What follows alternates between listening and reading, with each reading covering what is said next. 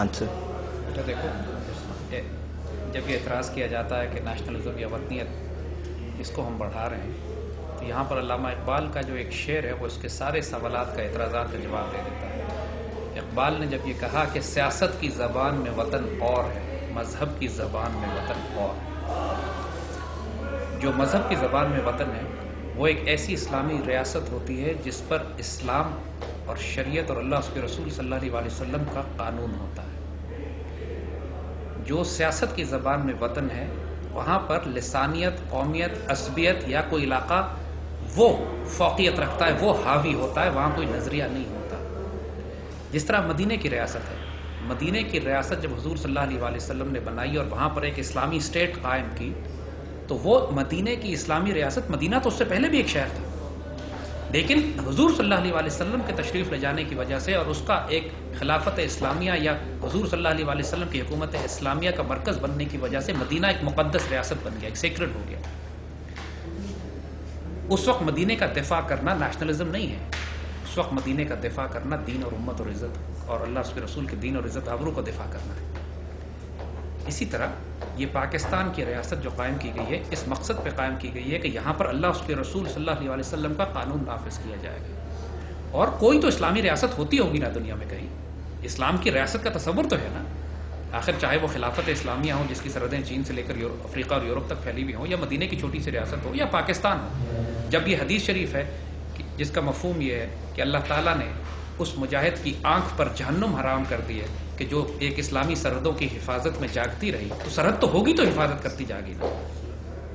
تو اسی لیے اقبال نے جب یہ بات کہی ہے کہ سیاست کی زبان میں وطن اور ہے، مذہب کی زبان میں وطن اور ہے، ہم جس وطن کی بات کرتے ہیں، اپنے وطن سے محبت کرنا، مدینے سے پیار کرنا، مکے سے پیار کرنا، حضور نے فرمایا نہیں کہ مکے سے آپ کو بہت پیار ہے، اپنے علاقے سے پیار کرنا بالکل جائز ہے، اس کا دفاع کرنا جائز ہے، اور خاص طور پر اس وقت کہ جب وہ خطہ زمین امت اور اسلام کی آبرو کی نشانی بن جائے،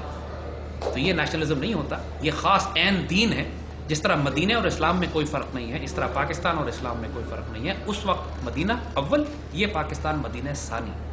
اور اس میں وہی تمام برکات اور خیر اللہ تعالیٰ نے اس مدینے میں رکھی ہے کہ انشاءاللہ یہاں سے مرکز بن کر ہم ہندوستان کو بھی فتح کریں گے، پاکستان کو بھی بڑا کریں گے، خلافت اسلامیہ کا حیا بھی ہوگا، ایک ہوں گے مسلم حرم کی پاسبانی کے لیے۔ لہٰذا پاکستان کا دفاع کرنا جب ہم بات کرتے ہیں،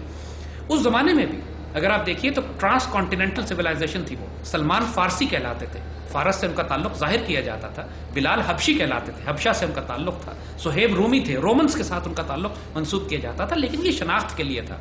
جب وہ ایک مسلمان لانے کے بعد اس مدینے کے ریاست میں آئے تو اس کے بعد تعصب کوئی باقی نہیں رہ گیا کہ رومن بہتر ہے یا پرشین بہتر ہے یا حبشہ والے بہتر ہیں یا عرب کی قریش بہتر ہے۔ لہٰذا جب یہ تعصب آئے تو یہ حرام ہے۔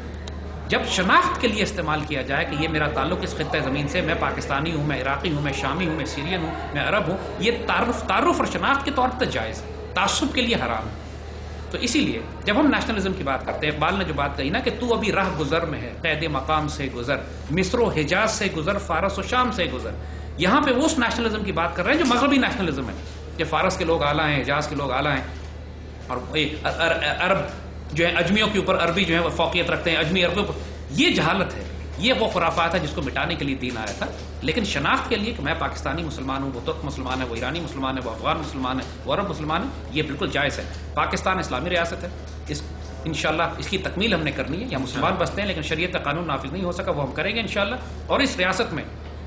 اور اس کے دفاع میں جو قربانی ہمیں دینی پڑے وہ عین دین کے مطابق ہے، سعادت کی زندگی ہے، اور انشاءاللہ اس کو قائم کرنے میں جو مرتا ہے وہ شہادت کی موت ہوگا۔ یہ نیشنلزم ہمارے اس انگریزی اور نیشنلسٹ کانسیپٹ سے بالکل مختلف ہے کہ جو سیکولر کانسیپٹ مغرب نے آج مسلط کیا ہے۔ اقبال کی وہی بات، مذہب کی زبان میں وطن اور، سیاست کی زبان میں وطن اور۔ ہم جب سے وطن کی بات کرتے ہیں تو مذہب کی زبان میں کرتے ہیں جو شریعت کے، اللہ اس کے رسول کی محبت کے تابع ہے۔